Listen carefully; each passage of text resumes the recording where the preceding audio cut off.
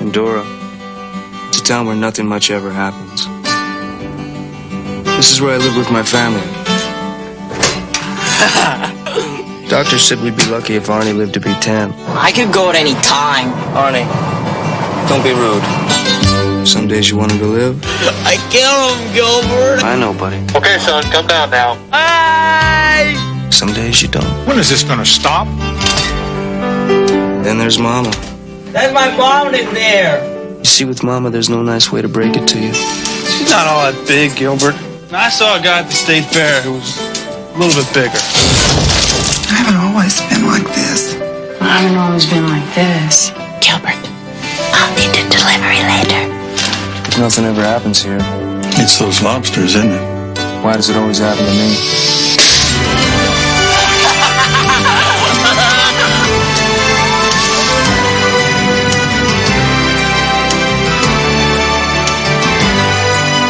Sometimes I just want to stick her head in the oven and turn on the gas. I got nowhere to go. Gilbert, please don't disappear. We're taking him in. We've warned you. We've warned your sisters. They say there's a reason for everything. My son! Give me my son! Maybe someday I'll figure out what it is. Oh, look, the praying mantis. You know how they mate? The male will sneak up on the female, and she'll bite off his head, and the rest of his body will keep on mating, and then when they're done, she'll eat him.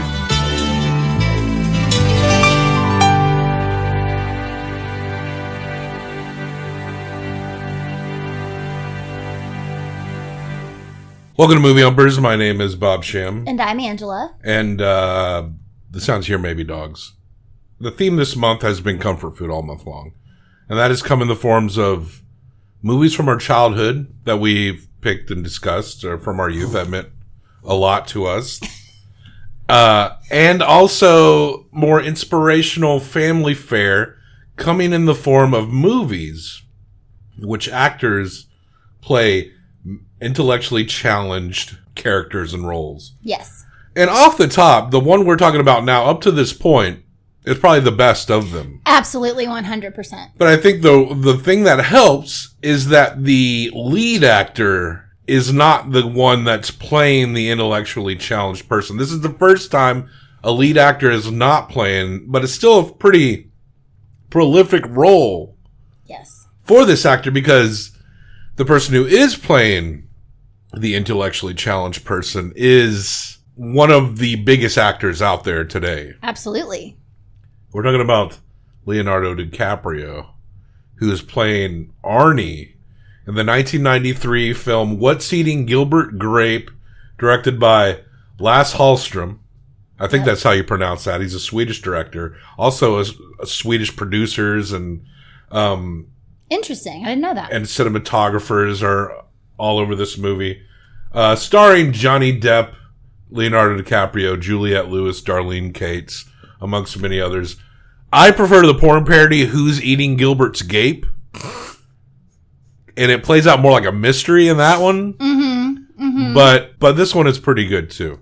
The title of the movie, What's Eating Gilbert Grape? It's a question. But it's a kind of a stupid ass question, if you think about it.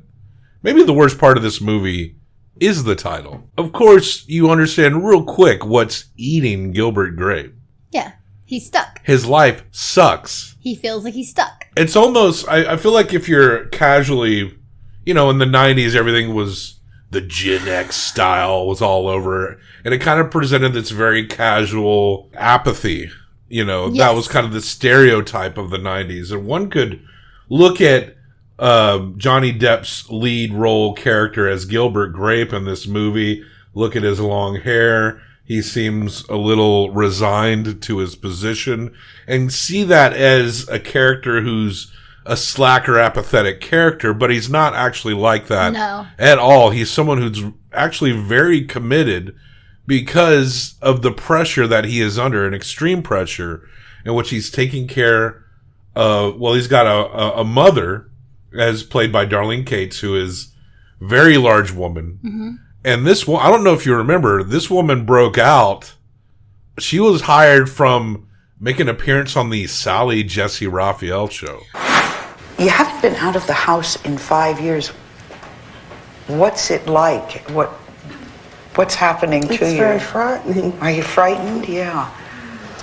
I find it incredible that when I do decide to come out, it's in front of... You came out big time, didn't you? Yeah, I could have come out in my hometown and been in front of a lot less people. When did that all occur to you? After you'd already come out, After I was already on the plane. Oh, that's what I call doing it big time. What...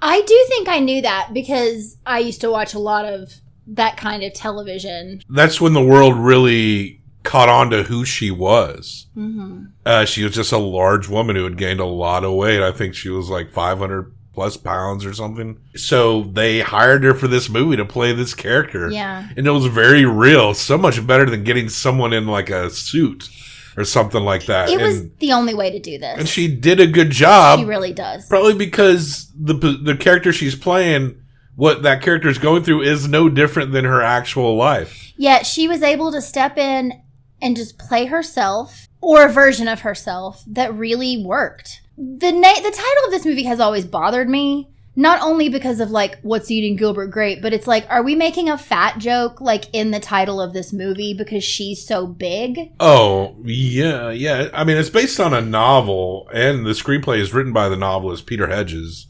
Never read the book. No, me neither. I don't know. I don't honestly get the title. It seemed like the title was just something that was thrown on. It just seemed like they were trying to be way too clever, and it ended up being stupid. Yeah, like you had a pretty good little small town story you told here, and then you didn't know what to call it. Right. That's kind of what this movie feels like. Yeah. And probably the book as well. Yeah. But also in this family, the Grapes, there's two sisters, and they commit a lot to the house as well. The mother can't do much. And they have Arnie, the youngest, who is severely mentally ill. Actually, one of the daughters is the youngest because she's 15. Oh, right. Arnie's turning 18 Right. at the top of this movie. Yeah, the older sister at some point was a lunch lady. Yeah. But her kitchen caught on fire, which actually her kitchen in this movie catches on fire for like a second. And she puts it out with baking soda. But Gilbert and the oldest sister are essentially the parents of this household. Yeah.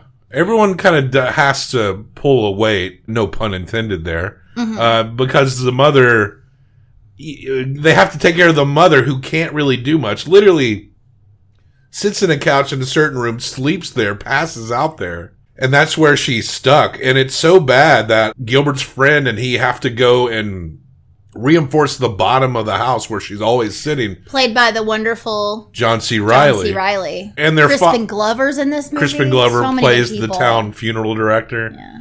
Perfect role for him, right? Their father has long been dead. He hung himself in the basement. And the house they live in is the house that he built. The way that the floor was built, it was not up to codes, and so there were bigger gaps than there should have been between like I can't think of the right words, but between the pieces of wood.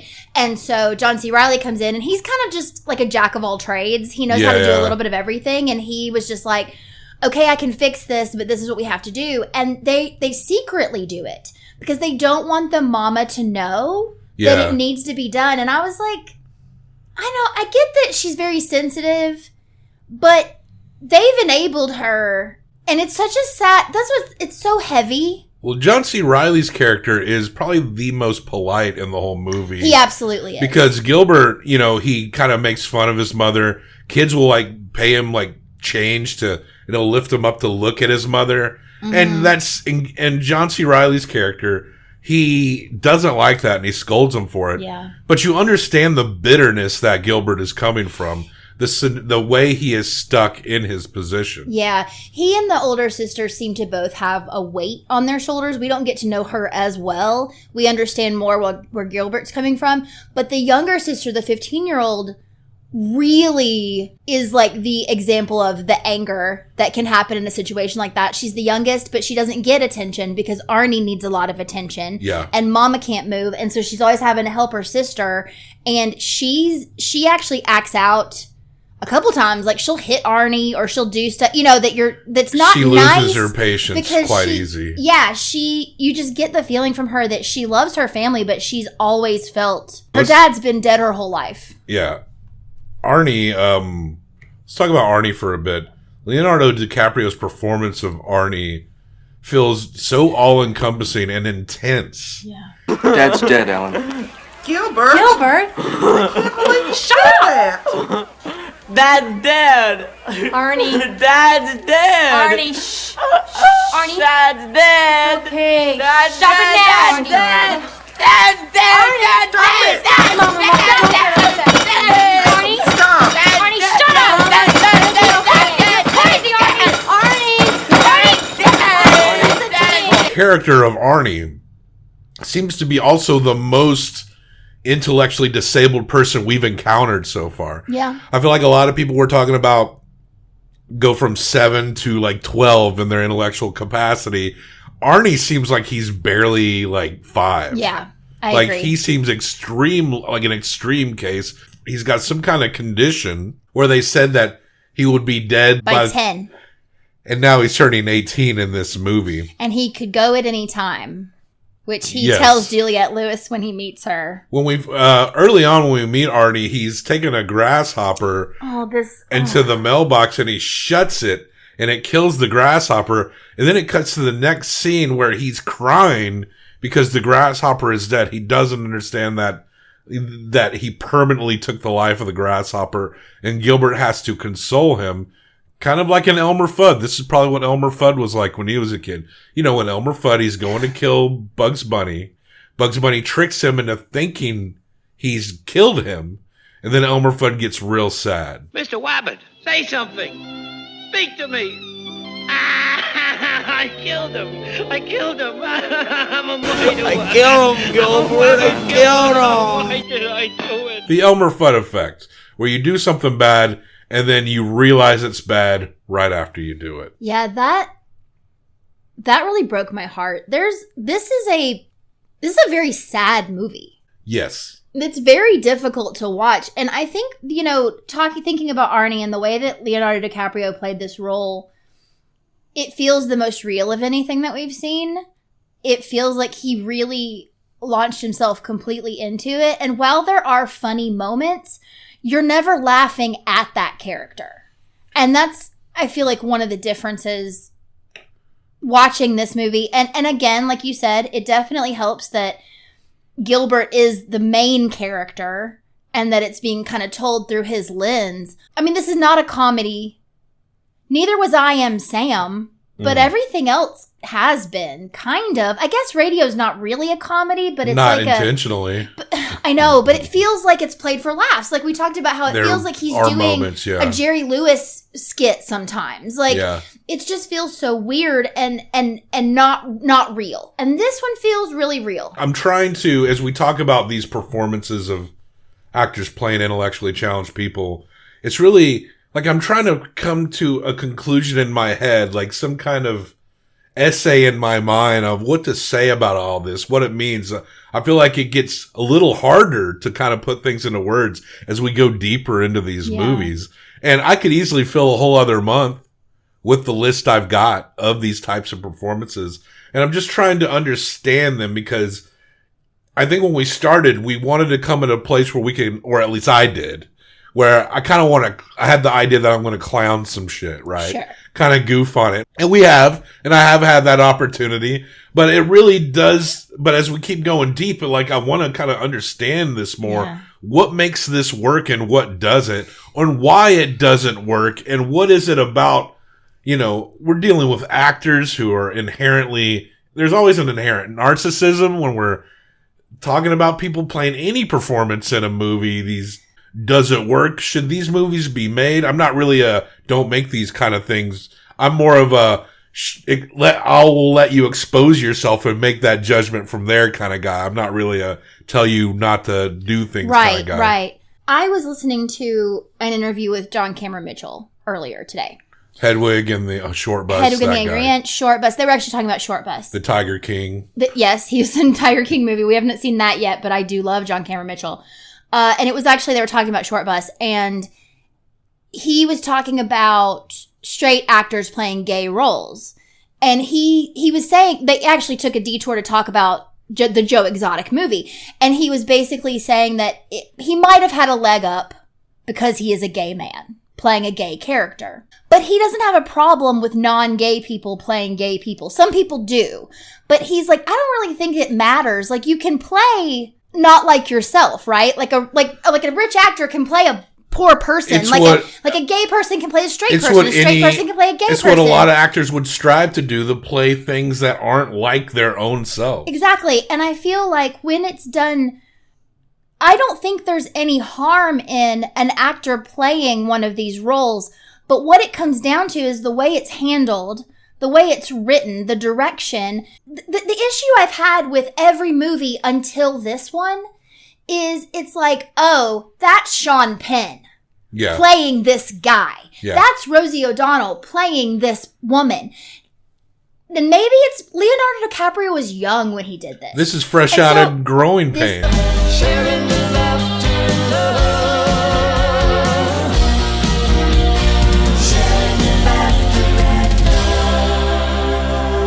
It is. It's like Growing Pains this, and then he did Basketball Diaries. Like, he was doing like... It really did seem early on in his career, even as a young person. Because he was like a bit character in Growing Pains, like the bad kid adopted. You know, thinking about the environment of this movie, how this is a family that doesn't have much at all. They're in a small town. So whether they want to or not, they're in a position where they have to deal with Arnie and their issues. As hard as it is, they're all around it. Arnie's in the middle of it. Whereas you see in other movies where in Radio, the mother had to work, the father was dead. And he kind of took care of himself, but he was older. The community took him in. I Am Sam, we don't even know his story. And Bill, parents just threw him off, right? And the other sister, loaded family, sends her off for 15 years to a facility. Riding the bus with my sister, a bit of a broken family, but it alludes that she was in and out of homes and just kind of thrown candy. I Am Sam was also put in an institution. Yes. They talk about his mother abandoning him. He doesn't know who his family is. Now we're watching this, and it kind of made me feel maybe a little more sympathetic to the Simon family from Riding the Bus with My Sister, to see these people cannot get away due to their economic positions, the extremities of their child, and the issue, of course, with their mother. Yeah. Like, Arnie's got to be there. And Arnie, it's really touching how engaged Gilbert is with Arnie. Yes. But Arnie is so He's far a handful. gone. He will disappear on you. He will climb the water tower. If you turn your back for 1 minute, he is across town. Yeah. Doing something dangerous. Yeah. And Gilbert gets blamed constantly and doesn't seem to ever get appreciated for how much he does. He bathes Arnie. He takes him with him to work every day.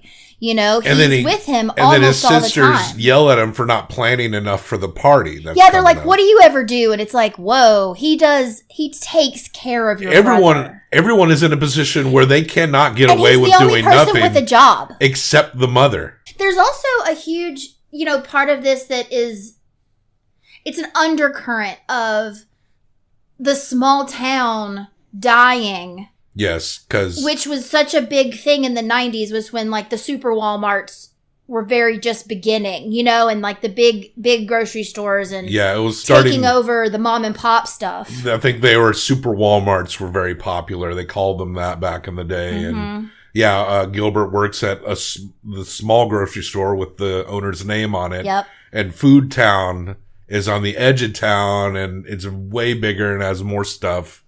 And so, and there's a part where John C. Reilly's character keeps talking up the Burger Barn because there's maybe 3 restaurants in this town, if that. There's a dairy dip. We were watching this town, and there's one diner they eat at all the time. There's something about us, our spirits, that want to go to these towns like this. But there's a reason why people cannot stay in these towns to make money or make career. And the death of the small town, we're going to be talking about Hallmark movies at the end of the year. But the most unbelievable thing about Hallmark movies is that they're always in these vibrant small towns with really good economies. Yeah, And- it's everyone wants to live in the Gilmore Girls. And we're in the process of this late stage capitalist era. Mm-hmm. We just kind of consume each other at the expense of each other. There's not necessarily an investment in one another. It's merely just a feed the corrupt system that looms over us. And what you just said, the feed off each other at the expense of each other, is also like what Gilbert is feeling. Everyone is taking from him. Wait, we just figured out what really is eating Gilbert Grape. Like literally, figuratively, economically. Yeah. We're geniuses at talking about movies.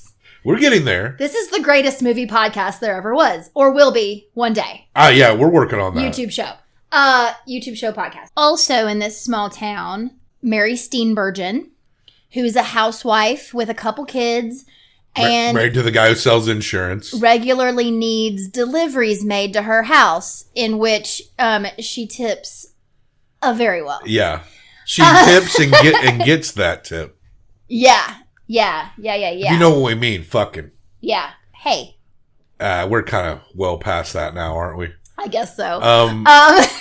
And he kind of assumes that her husband always knows because he's begging him to come to his office and talk to him or call him or whatever. And he's haranguing him throughout the whole movie. But at the beginning of the movie, we kind of get a narration to set up the position in the town and where everyone is from. And I think, is the town called Endora or Endura?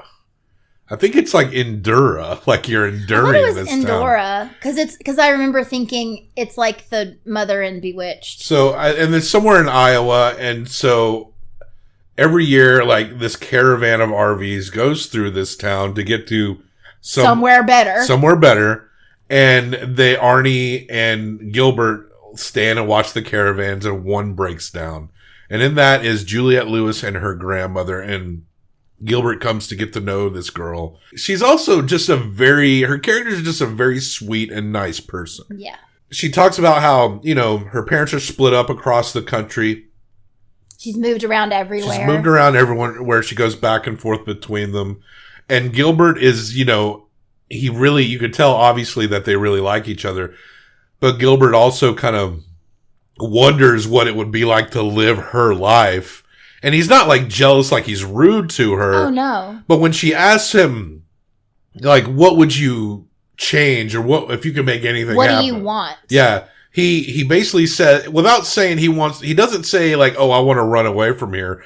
He says that he wants like a new brain for Arnie. He wants his mother to lose weight. Like he wants a new house. He wants everything to kind of be set up to not rely on him. Yeah. If all those things were in place, he could just leave. There is an older brother that they only show one photo of who did leave. So there's also that. And the mom has this thing about disappearing. Don't disappear on me. She says it to Gilbert. She says it a lot to Arnie, like every time he runs away. Don't disappear on me. So you know that when that brother left, it broke her heart.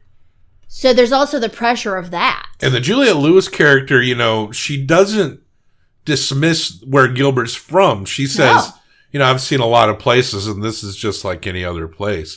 She genuinely has respect for the environment. And even if Gilbert is bitter towards the things in his life, maybe even his mother a little bit, or sometimes Arnie, she actually respects and cares for that as well. Yes. So this is someone who's a little more worldly at a young age, but doesn't look down on anything.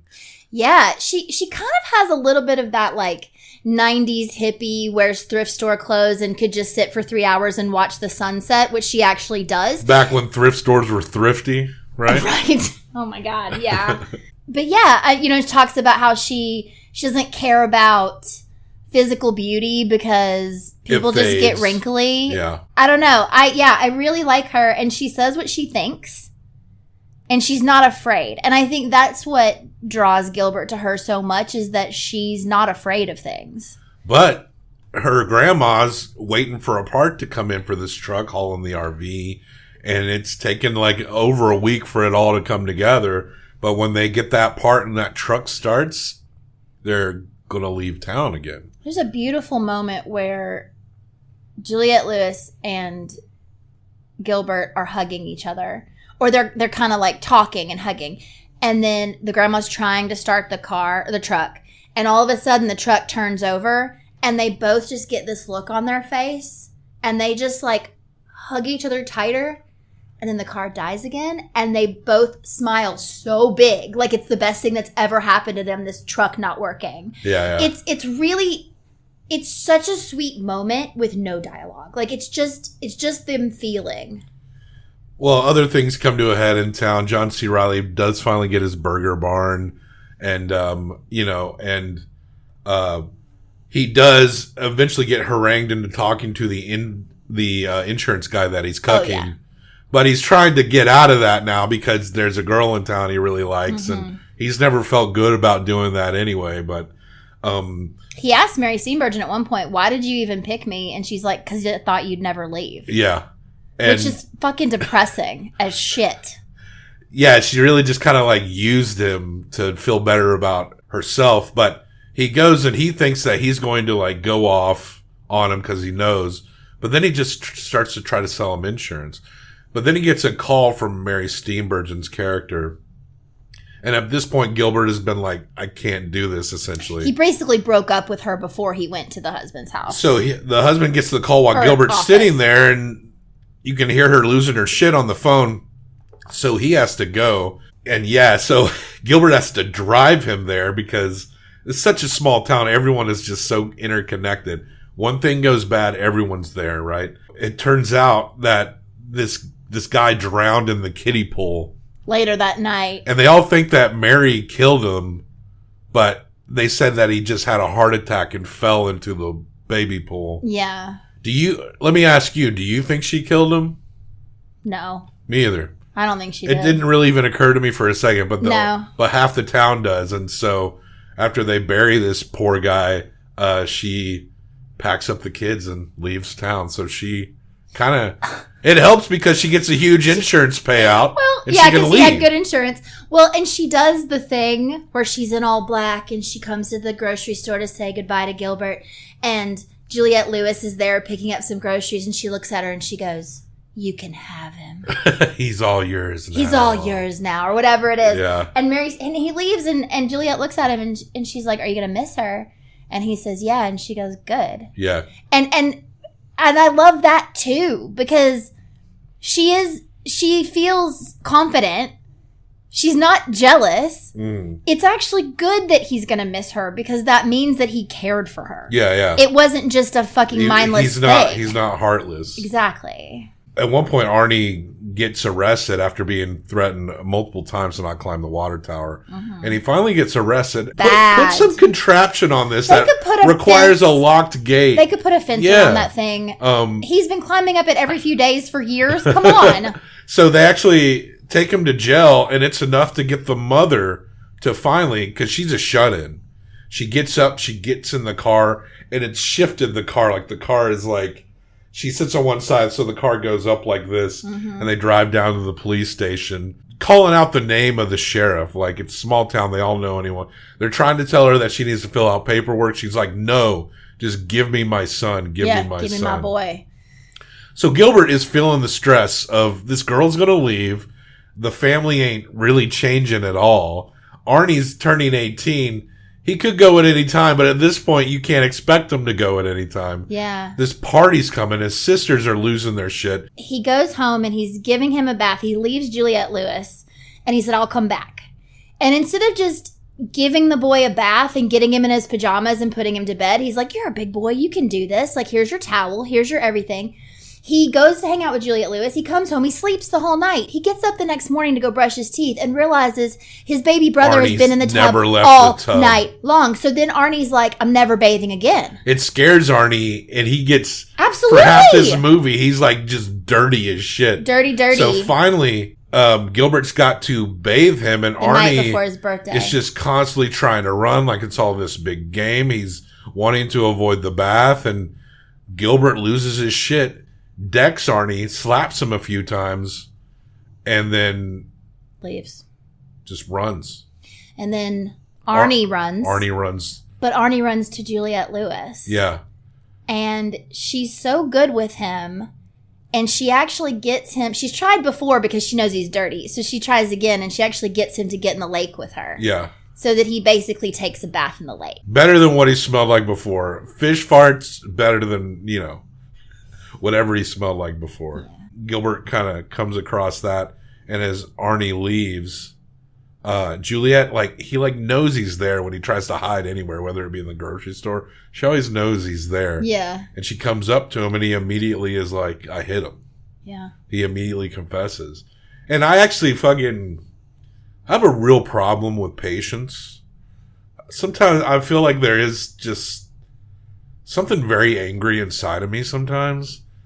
And so as horrible as that scene was to watch, Gilbert strike someone with the mental capacity of a 5-year-old, I kind of did connect with Gilbert in that way, and in the guilt that I know he felt from doing that. I know exactly how he felt after he did that, or how that character, the fictional character, did.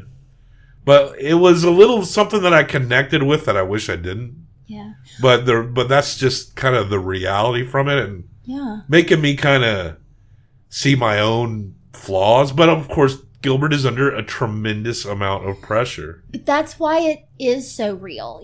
We've talked about some of these other movies kind of go to the edge, and then they back away because they want to be that family-friendly movie, that feel-good movie. They don't want to get into the shit of it. Especially the made-for-TV stuff. They like it when, a foreign husband kidnaps a child, but they don't like actual visible domestic abuse that occurs. Yeah. But, this movie is very much different, thankfully. It's kind of refreshing after sitting through all the other ones. It also really hits hard when Gilbert does come back the next day. And, Arnie, it seems as though Arnie's going to hide from him. But then they always play this game where they're like, where's Arnie? Where's Arnie? And Arnie, he finds him in a tree. Arnie jumps down and scares him. And then he's like, oh, you got me, buddy. And then they wrestle for a second. And then Arnie slaps him really hard a couple times in the face. And it was one of those things where it just kind of reiterated how young Arnie is. But also, he knew what happened was wrong. And he needed Gilbert to know he knew it was wrong. And he couldn't express that aside from being like, you hit me, so I'm going to hit you now. Yeah. It's like you hurt me, I'm going to bite you. That kind of thing. It was so innocent. Mm-hmm. But he wailed, he smacked him hard a couple times. And Gilbert just ate it. As he should have. And he did. And that's what's so real about it. You talking about, it is so easy to understand how someone in that situation could lose their shit. Yeah. And you don't mean it, but it does happen. It can be forgiven as long as it's not something that is consistent. It's not a thing. This is the first time he's ever done that. And I think it shocks himself. It's, when certain things happen in our lives that almost seem inevitable to any life, but these worst versions, these issues, maybe when a parent gets very old, or when you have a child with a certain affliction, it just never feels like humans are properly able to deal with this kind of thing, especially without endless resources at your disposal. Who else is going to do it? His mother, the mother, walks up the stairs for the first time and lays on the bed. And Juliette Lewis comes to the party. They've started the truck. They're going to be leaving the next day. Or Gilbert, let's go meet your mother. I want to meet her. And Gilbert, who often held a shame about his mother, she knows what she did when she went to go get her son out of jail. And she's so brave for that, She just accepted her as she was. Hello. Hi.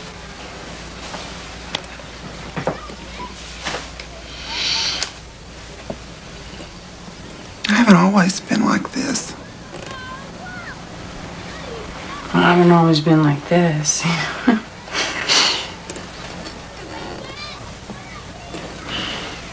That scene really got to me really bad. My Nana was a very large woman. You never got to meet her because she died when I was 18.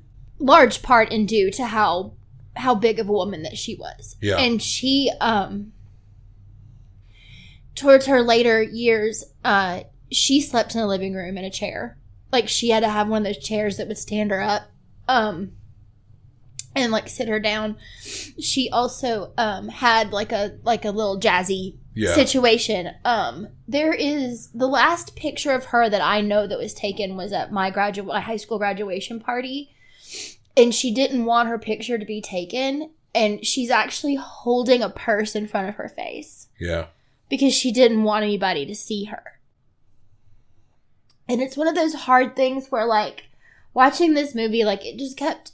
She wasn't as big as the mom in this movie, but, you were about to say, like, later that night, the mom passes away in the bed. And when the kids are kind of, like, all through the night, like, dealing with it, the youngest daughter says, there's going to be a crowd. I know there's going to be a crowd. And you could hear that and think, oh, she's being terrible and she's being like embarrassed, but it's not that, because I know exactly that feeling, because once my Nana fell outside of the house, and she was so big that she could not lift her up and we could not lift her up, and so we had to call paramedics. She wouldn't let them take her to the hospital, but they got her into the house. And I just remember, like, people coming out of their houses and coming into the street and, like, standing and watching. Yeah. And it's just so hard when you know that this person did not intend to get to that place, but there is some anger there because you want them to be healthier. You want them to take better care of themselves because you love them and you know that they're hurting themselves. Yeah. And small town folk, country folk will stand there and like gawk at you. Like, it's just kind of, I don't think it's meant with any malice, but they just don't know how their mere presence can be rude like that. I mean, you think it's such a polite culture, but it's really not. It's just that rudeness and politeness just manifest in different ways and different wordings. And I would say people are probably much more helpful in these environments, but yeah, sometimes these are also environments where they'll just sit there with their slack-ass jaw staring at you while the worst moment of your life is happening. And then they'll go talk about it at the beauty shop or church or whatever. Gilbert is past the shame of his mother. Yeah. He doesn't want there, because she's upstairs and she's so big and this house is so weirdly built, she has to stay there while they gather resources, and they make a joke over the police radio. Gilbert happens to be standing there about like how they need to get like the whole department to come and like pull this lady out. And the sheriff was just like, Gilbert, I'm so sorry about that, Yeah. And that pushes Gilbert over the edge. He gets them to like pull out all the furniture, and no one questions this. Everyone's pulling out all the furniture, all their clothes, set it out in the front yard like they're going to do a big estate sale, and they burn the house down with the mother in it to prevent the act of her being possibly craned out of this house. They said they were going to have to, they're going to have to use a crane. We kind of get some narration at the end that some of the girls go off to other towns. Yeah, the sister got a job somewhere else, and so they went. And Arnie's still there. It's like a year later, he's going to turn 19. Arnie's going to turn 19. It's time for the caravan. And the caravan comes, and one of them stops, and it's Juliette Lewis and her grandmother, and Arnie and Gilbert get in, and they go on. You don't know you're going to get emotional until you start talking about this stuff, you know? And talking about it changes it. It cements it, because it's easy for things to just go in and out, go through you, even if it's a really good movie. Sometimes it can be hard to take things in, but like when you do it like this, when you watch a movie and then make yourself discuss it, it really lingers with you a lot more. And it makes you realize the way you connected with it, even more so than maybe you thought before you even started talking about it. And, Hollywood or actors, producers, directors, despite their best intentions, so often get the small town thing confused, not right. It goes maybe too hard in one direction of either or either ignorance or like overtly folky. Mm-hmm. And this is one of the examples where they kind of actually did it just right. The tone of it and the casual rudeness of the everyday people, but also showing people that work hard, take their responsibilities seriously, deal with real pressures, and people that are actually genuinely good people. But yeah, what's Eating Gilbert Grape? This was one I watched a lot growing up, but hadn't seen in quite a bit. So it kind of qualifies in both of our angles of comfort food this month. This was like a cable stalwart, you know? Like this movie, it had 11 million budget. The box office was around 10. It was maybe only around even, truly. But I felt like, you know, this playing on cable, premium cable, whatnot, that's where this movie kind of had a cultural life of its own. Yeah. And when DiCaprio got onto Titanic, I think it actually helped boost some DVD sales for this movie. Because then you could be like, this is his one of his earliest roles. I had only seen him in Growing Pains in this, I think, at that point, and I went back later and watched Basketball Diaries. I didn't even know about that movie. So yeah, he's a really good actor. Yeah, he really is. He was in like this crew called the Pussy Posse. I know, where they went all cruising around. I wonder how the Pussy Posse's doing nowadays. Anyway. We've been running along with these lately. You give it 1 through 5 and give it 1 through 5 combined for best out of 10. Let's finish it up. I'll go first. Okay. I'm going to give it a 4.25.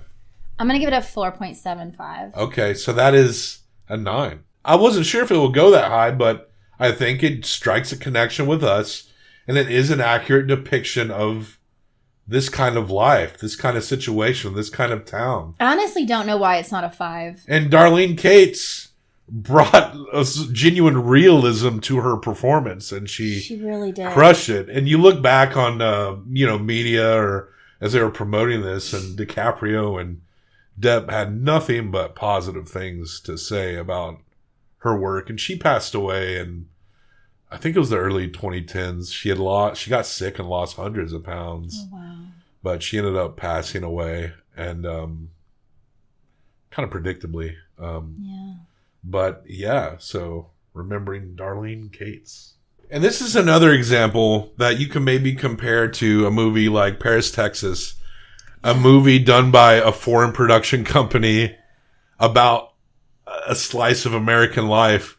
And somehow it feels more accurate than a lot of like those depictions done by actual people in America. You know what I think it could be is that someone coming from somewhere else sees it for what it is. And sees what we see in it. Sees the value of showing it as it is, as dirty and gross and sad and beautiful as it might be. What's Eating Gilbert Grape? It is between Invasion of the Body Snatchers and Sword of Doom. Sure, why not? I don't know. Yeah, whatever. It's just a document, really. That's what these lists are ultimately, right? So check the show notes for links and other places to find us. It's been a while since you've seen this movie. What is your favorite movie about small-town American life? I know if I'm going to get a director to tell the story of where I grew up, I'm going to Europe. I'm getting a fucking German or a Swede to do it. Like, subscribe, leave us a comment, say anything you want. We got touched a little. We didn't expect to get so touched, but that's how it is. So hit us up. We love you very much. Life to all lovers.